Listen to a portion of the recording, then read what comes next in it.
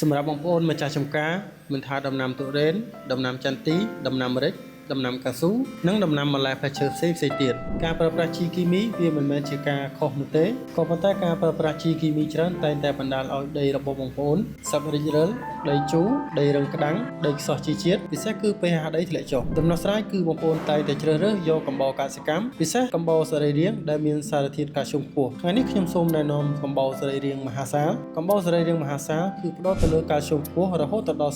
37% បូករួមផ្សំជាមួយសារធាតុចិញ្ចឹមផ្សេងៗទៀតដូចជាម៉ាញ៉េស្យូម 0.7% ដែក